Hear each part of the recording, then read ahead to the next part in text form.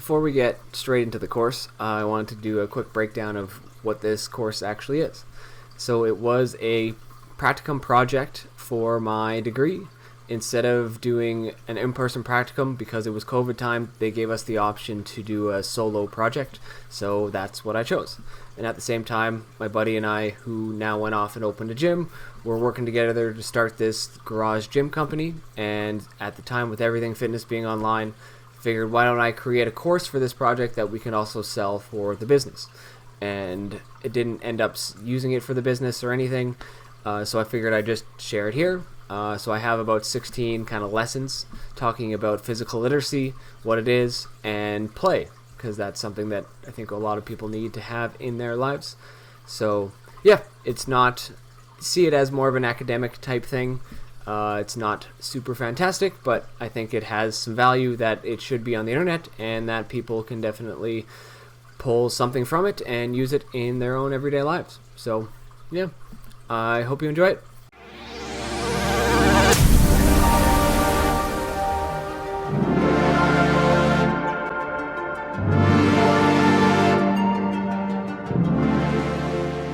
Hello, and welcome to my physical literacy course specified on play. My name is Parker Olfert, and I am a co-founder of Garage Gym. So I am about to graduate from Mount Royal University's Health and Physical Education degree, and I have a major in physical literacy. So this course is in part a project for my final practicum in order for me to graduate, and so hopefully I will continue to add content to this project as time goes on. So to start, what is physical literacy? Well, the way I like to describe it is everyone knows what math and kind of science literacy is. So if you are math literate, you are able to complete problems or answer formulas. And so if you see a problem, you are able to solve it. So physical literacy is the very same way, in that you are literate in being able to move your body and being able to accomplish patterns or tasks or participate in a sport. So if you are a physically literate individual, you are able to go into any situation and feel competent or confident enough that you can at least participate. You don't need to be excelling and being the top in the sport, but you're just there, you're able to do it, and you're able to have fun. So it's a very multidisciplinary idea where people feel like they can just go in, accomplish, and take responsibility for their own enjoyment and their own health. So that way, hopefully people can live healthy, active lives. So in this course, I want to talk about an underutilized tool in the health and fitness field, which is play. So as modern adults, we're typically seen as, or exercise is typically seen as work, and it's something that we need to do, and it's just a chore.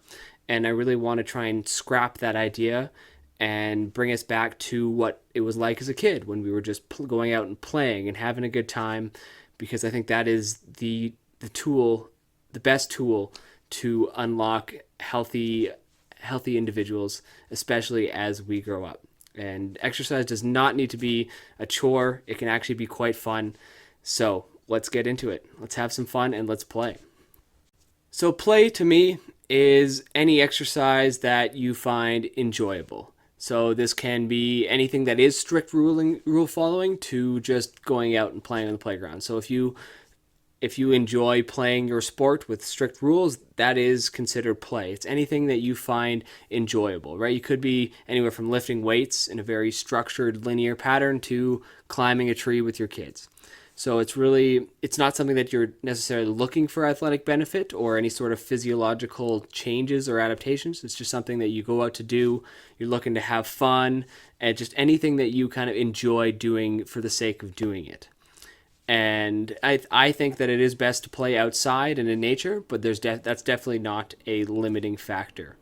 And the important thing here is that you get to define what play is for you. So it's not something that, the government says you need to play in this regard, or this is play and this isn't play and this is work. It's you decide what you find enjoyable and what you consider play, and you can go out and do that.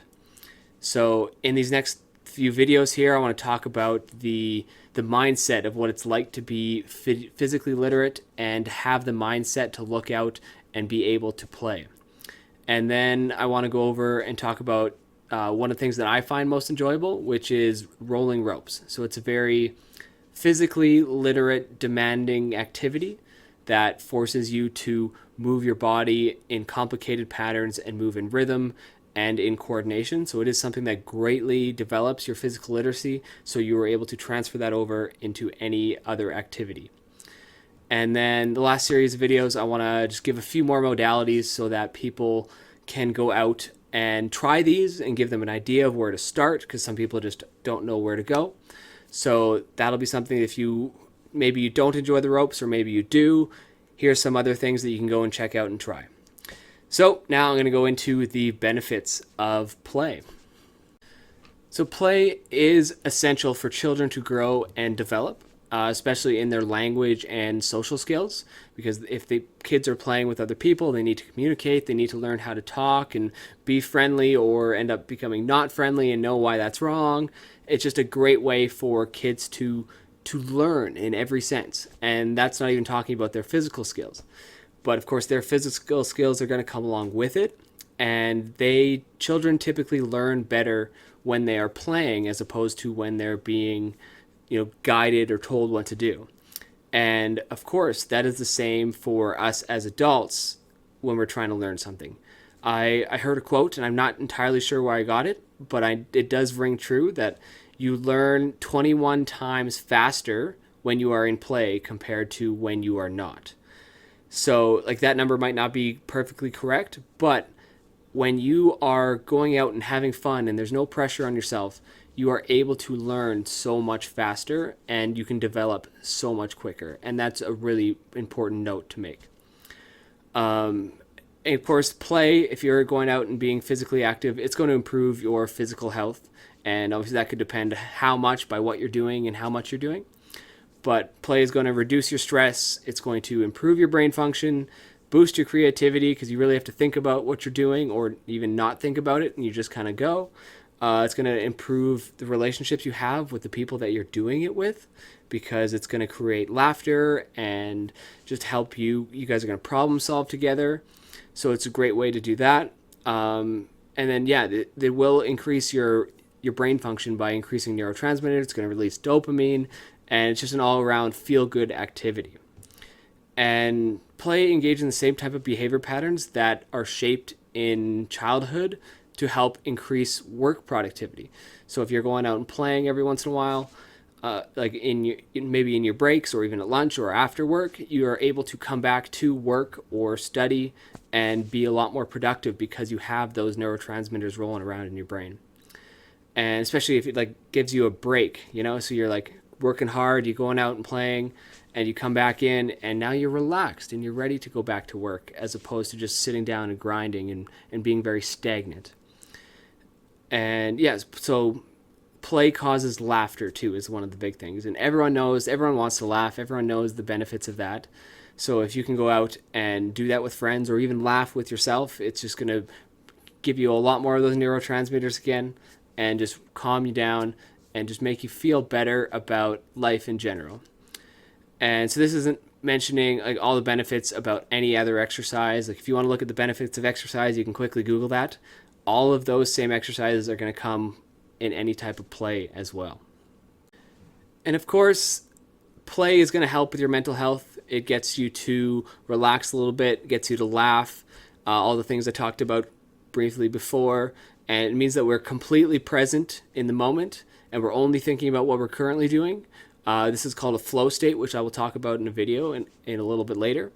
And it just means that you're taking time for yourself to play, and it has tremendous benefits for your mental health. So this is it for this video. Just want to leave you with a quote by George Shaw, who says, "We don't stop playing because we grow old. We grow old because we stop playing." And I think that rings really true. So I'll teach you how to play. I'll see you in the next video.